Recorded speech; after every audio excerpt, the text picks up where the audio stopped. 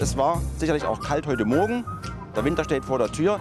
Was bleibt denn trotz Kälte von Diepoldeswalde hängen, wenn ihr in einer knappen halben Stunde die Sendung beendet hier? Wir hätten ja nicht gedacht, dass überhaupt jemand kommt. Heute Morgen ist uns eine Frau begegnet, die gesagt hat, naja, in Diepoldeswalde, da wird er lange warten müssen. Wir Diepoldeswalder, wir sind etzänkisches Bergvolk. Das stimmt. Habe ich erst gar nicht glauben wollen. Ja, weil das sagt man ja von sich selber nicht. Und es wäre angeblich so, auch beim Stadtfest, dass erst auf die Schlange gewartet werden muss am Bierwagen, bis überhaupt jemand rauskommt. Und dann kam es aber echt, der Bürgermeister heute Morgen hat darum gebeten, dass mal Eierschecke gebracht wird und Kuchen. Sofort kam hier die Bäckerei an mit Eierschecke. Also es bleibt der Eindruck von lieben, netten Diepoldeswaldern, die wir gerne besucht haben hier auf der Sachsen sendet selbst Tour. Es gab ja auch die Möglichkeit, sich als Radiomacher auszuprobieren. Hat das jemand genutzt? Ja, Gibt es ja, ja. Talente?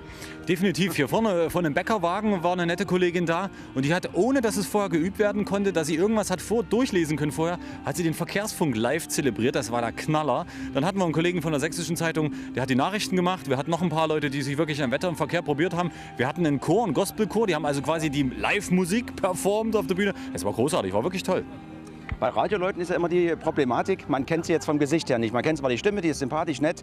Gibt es da Berührungsängste? Erkennen die euch? Wissen die, dass das Steffen Lukas ist? Und ja, ich kenne Wetteroli. Weil ich kenne es wirklich nur vom Radio. Ja.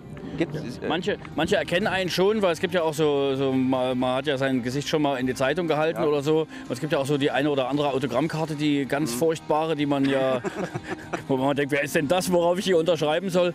Aber ich meine, nein, Berührungsängste, nein, um Gottes Willen. Aber wenn du uns so anguckst, es gibt natürlich auch einen Grund, dass wir nicht im Fernsehen sind, sondern im Radio.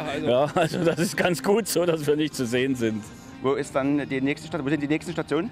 Also wir werden jetzt, wenn wir hier abbauen, nach Neugersdorf fahren, werden morgen aus Neugersdorf senden und dann geht es weiter über Diesbach-Seuslitz, Schildau, Delitzsch, Thum, Hartra bei Döbeln werden wir besuchen. Wir werden in Markneukirchen sein, in der Instrumentenstadt und dann in Wittichenau, in der Karnevalshochburg von Sachsen werden wir das Ende feiern. Wir wollten in den 14 Tagen überall mal sein in Sachsen und reisen sozusagen rum.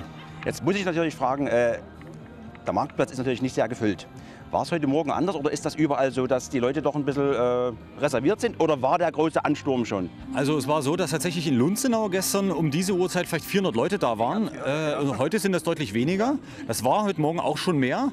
Ich weiß nicht, ob das was mit dem Wochentag zu tun hat. Und wir haben die Erfahrung gemacht, je kleiner der Ort, je verschworener die Gemeinschaft, umso einfacher ist es, dass die Leute kommen. Deswegen gehen wir auch nicht in die ganz, ganz großen Städte, weil die einfach noch mehr im Stress sind. Aber heute Morgen waren hier in einem Moment bestimmt mal 60, 70 und im Laufe der Sendung bestimmt mehrere hundert Leute. Also das passt, mehr wollen wir gar nicht. Es ist ja auch eine Radiosendung und keine Stadtfestmucke, wo man sagt, jetzt aber hier mal alle raus und Hände hoch. Es ist ja auch die Uhrzeit, wo der Diepoldeswalder auf Arbeit geht und zwischen Zähneputzen und dem ersten Kaffee nicht viel Zeit ist. Da haben wir Verständnis. Wichtig ist, dass es im Radio gut klingt und dass die Leute in Sachsen ein gutes Gefühl über Diepoldeswalde erhalten. Also Dips bleibt euch in guter Erinnerung? Aber selbstverständlich, in sehr guter Erinnerung. Ich habe einmal kurz gesagt, mir läuft die Nase, ich habe kein Taschentuch. Sofort kam die Kollegin aus der Apotheke und zwar 10 Sekunden später hatte ich die Taschentücher da. Was will man mehr?